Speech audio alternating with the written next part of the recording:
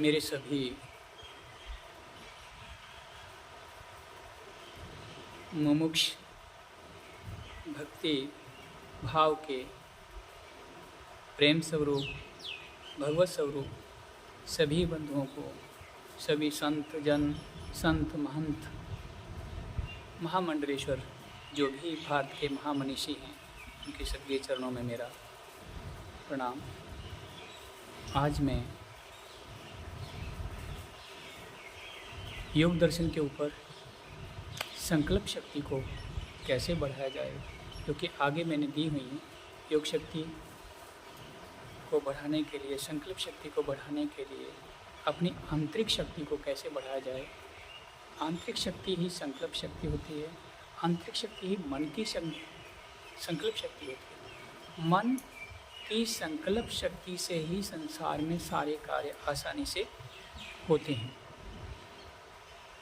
जितनी मन अंतर की संकल्प शक्ति मजबूत होती है, उतना ही वो अपने जीवन में सफल होता है। और सफलता के विशेष तौर पे अगर देखा जाए तो 4 सूत्र हैं गीता के माध्यम से। कहते हैं कि संकल्प शक्ति को बढ़ाने के लिए ये गीता के 4 सूत्र जो हैं जीवन में आगे बढ़ने के लिए, ये सबसे पहले बहुत ज़रूरी है, क्योंकि इनके ऊपर जो आदमी आरूढ़ हो जाएगा वो कभी जीवन में फेल नहीं होगा। तो सबसे बड़ी चीज़ है श्रद्धा और विश्वास। ये 2, श्रद्धा होगी तो विश्वास होगा, विश्वास होगी तो श्रद्धा होगी। यानी एक ही सिक्के के 2 पहलू हैं। एक जैसे हेड और टेल होते हैं, उसी तरह से श्रद्धा और विश्वास।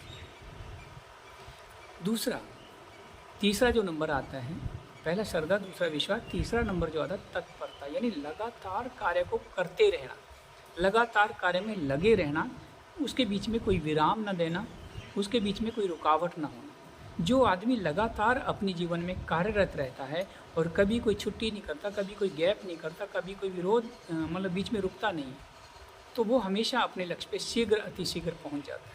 अब रही बात चौथा, जो है बड़ा इम्पोर्टेंट पॉइंट है, बहुत ही गजब का पॉइंट है, बहुत ही ज़रूरी विषय जो है वो चौथा पॉइंट है।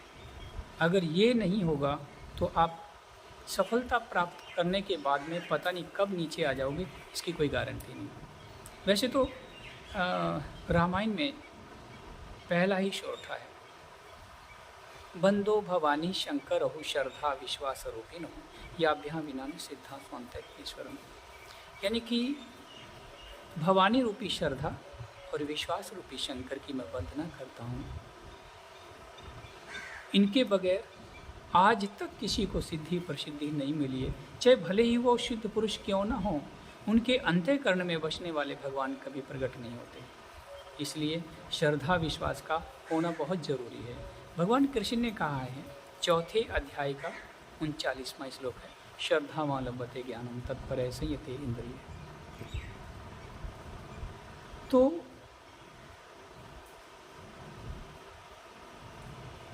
ज्ञानम लब्धो परा शांति सामधिरेण गच्छति। तो ये तो 39वां श्लोक है। बड़ी स्पष्ट रूप से भगवान श्री कृष्ण जी ने ये बात को दर्ज किया है कि भाई श्रद्धा और विश्वास के रहते हुए आप बड़ी से बड़ी सफलता को प्राप्त कर जाओगे, बड़ी से बड़ी ऊंचाई को प्राप्त कर जाओगे और बड़ी से बड़ी सफलता आपकी गोद में आ जाएगी, आपके आंगन में आ जाएगी, आपके हाथ में आ जाएगी सफलता।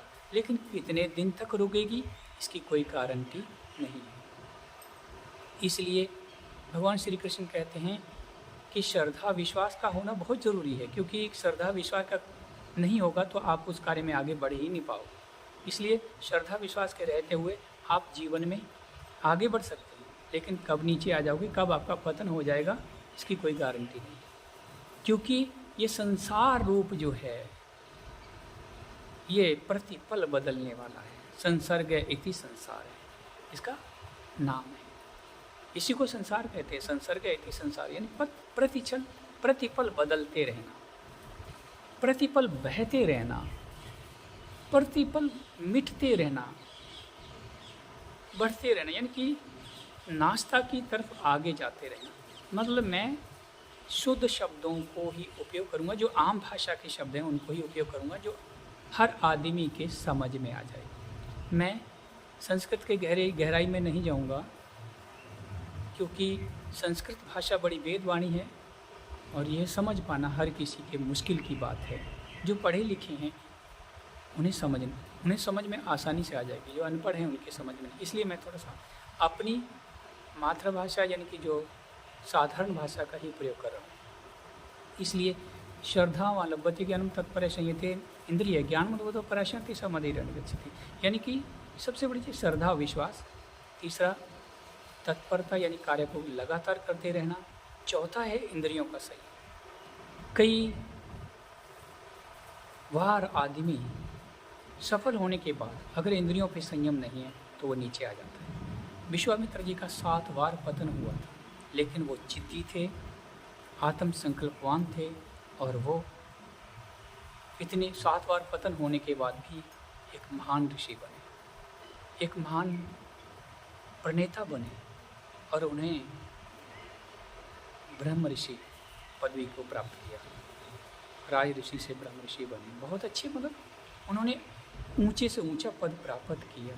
लेकिन आज के इंसान में ऐसी शक्ति, ऐसी भक्ति, ऐसी लगन कहाँ है कि वो एक बार गिरने के बाद दोबारा उठ ले? शायद संभव नहीं है। हो सकता है, अलग बात है, लेकिन एक बार जिसका पतन हो गया, एक बार जो नीचे गिर गया, शायद ही वो दोबारा उठ पाए। इसलिए मैं कहता हूँ कि आप कभी गिरो ही ना। हमें दिखाई देता है कि आगे कुआं है तो हम क्यों कुएं में गिरें? हमारा जीवन सफलता प्राप्त करने के लिए है। जैसे लोकमान्य बाल गंगाधर तिलक जी ने एक नारा दिया था हमें, स्वराज्य मेरा जन्म सिद्ध अधिकार है। तो मैं ये कहता हूँ, जीवन में सफलता पाना हमारा जन्म सिद्ध अधिकार है। जीवन में सफलता पाना हमारा जन्म सिद्ध अधिकार है और हमें प्राप्त कर ही लेना चाहिए। ठीक, जब हमारा अधिकार है तो उसे ले लो, नहीं लो तो छीन लो, मगर किसी का अहित नहीं होना चाहिए।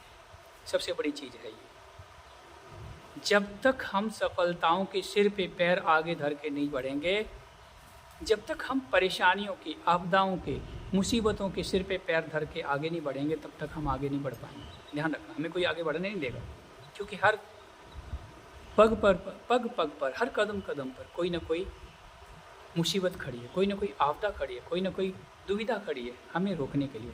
लेकिन हमें ज्ञानवान, पवित्र ज्ञानवान, सूझवान बनना होगा, तब ही हम जिंदगी में आगे बढ़ पाएंगे। तो सुनिए, इंद्रियों का संयम, पहले श्रद्धा, दूसरा विश्वास, तीसरा तत्परता यानी कार्य में लगन, यानी बर्निंग डिजायर होनी चाहिए ऐसी कि जिसके बगैर हम जी न पाए। हमारा जीना ही दुश्वार हो जाए कि हम, ये चीज़ हमारी है और इसके बिना हम नहीं रुक पाएंगे, हम जी नहीं पाएंगे। ये तो हमें बहुत ज़रूरी है और हर हालत में हमें ये चाहिए, कुछ भी हो, ये निकेन परकेन। जब ऐसी भावना, ऐसा विचार, ऐसी सोच आपके दिमाग में होगी तो आप आगे बढ़ोगे। और जिस आदमी को ऐसी सोच नहीं है, मैं आगे बढ़ूंगा, लेकिन वो कोशिश नहीं करेगा, और कोशिश नहीं करेगा तो वो आगे सफलता कैसे मिलेगी? इसलिए मैं कहता हूँ कि सफलता आपको 100% नहीं, 1000% आपके दामन में आएगी, क्योंकि आपका जन्म सफलता प्राप्त करने के लिए ही हुआ है। आपने जो लक्ष्य बनाया है, जो मोटो बनाया है, जो आपने लक्ष्य, मोटो, आपका निशान जो है उसे प्राप्त करने के लिए, तो आपका अधिकार है, क्यों ना उसे प्राप्त करिए, ज़बरदस्ती करिए, हर हालत में करिए, लेकिन उसके लिए आपकी लगन, तड़फ अति जरूरी है। जितनी तड़फ आपके मन में होगी, जितनी लगन आपके मन में होगी, जितनी बेचैनी उसको प्राप्त करने की आपके मन में होगी, उतनी जल्दी ही वो सफलता, वो लक्ष्य आपके कदमों में आएगा। इसलिए इंद्रियों का संयम सबसे विशेष जो बात है, इंद्रियों का संयम होना बहुत ज़रूरी है। आज बड़े बड़े महान पुरुष भी, अगर जिनके बड़ी सफलता को प्राप्त हुए हैं, अगर इंद्रियों का संयम नहीं है तो वो भी उनका भी पतन होना संभव है। कोई बड़ी बात नहीं, क्योंकि इंद्रियों का संयम सबसे बड़ी बात है। आप आपके मन पे कंट्रोल होना चाहिए, आपकी आँखों पे, आपकी बुद्धि पे, आपके भावों पे, आपके विचारों पे, सब पे, यानी पूरी ऑल बॉडी के ऊपर आपका कंट्रोल होना बहुत ज़रूरी है। इसलिए इंद्रियों का संयम, और संयम ही सबसे बड़ी ताकत है। लोग कहते हैं कि परमाणु बम के अंदर बहुत बड़ी ताकत होती है, वो बहुत बड़ा विनाश कर लेता है, इतनी शक्ति होती है। मैं कहता हूँ इस संयम में बहुत बड़ी ताकत होती है। परमाणु बम में तो बहुत सूक्ष्म पावर है, छोटी ताकत है, और इस संयम में तो उस परमाणु बम से भी हजारों लाखों गुना बड़ी पावर है। इसलिए इस शक्ति को, इस संयम की शक्ति को जान करके अपने आप को कामयाब करें। अगर, क्योंकि कामयाबी ही जीवन का परम श्रेष्ठ ध्येय है, श्रेष्ठ साधन है, इसे आप प्राप्त करिए किसी भी तरह से। येन केन प्रकेन आपके मन के भाव ऐसे होंगे कि मैं किसी भी तरीके से, मुझे कामयाबी हासिल करनी है, चाहे कुछ भी हो, लेकिन साधन उनके लिए सच्चे होने चाहिए, श्रेष्ठ होने चाहिए। किसी का पाप करके, किसी का विनाश करके कामयाबी हासिल करना वो गलत है। आपको सच्चे मार्ग से चल के, सच्ची भावना के, सच्ची भक्ति के भाव में चल करके, सच्चे विचारों पे चल के आपको कामयाबी हासिल करनी है। और सबसे बड़ा कामयाबी का राज है संयम। जिस भी शब्द के ऊपर, जिस भी भावना के ऊपर, जिस भी भाव के ऊपर आप संयम करोगे, वो शक्ति आपके साथ खड़ी होगी, आज नहीं तो कल। लेकिन उसके बीच में थोड़ी परेशानी आएंगी, कोई बात नहीं, आज नहीं तो कल, कल नहीं तो परसों, और आप उसमें एक न एक दिन शीघ्र, जितनी आपकी तत्परता, जितनी आपकी लगन, जितनी आपकी भावना, दृढ़ता मजबूत होगी, उस पर मजबूत होगी, परिपक्व होगी, उतनी जल्दी आपको कामयाबी मिलेगी। ये पक्का है, इसमें किसी भी प्रकार की कोई झूठ नहीं है, कोई द्वेष नहीं। जय श्री राम, जय श्री कृष्णा। इन भावों को, विचारों को आपके जीवन के लिए मैं प्रेषित करता हूँ, आपको बताता हूँ कि इन रास्ते पर चल करके आप शीघ्र, अतिशीघ्र अपनी सफलता हासिल करिए, और यह सफलता आपके लिए बनी है, आप इसे ग्रहण करें। जय श्री राम, जय श्री कृष्ण।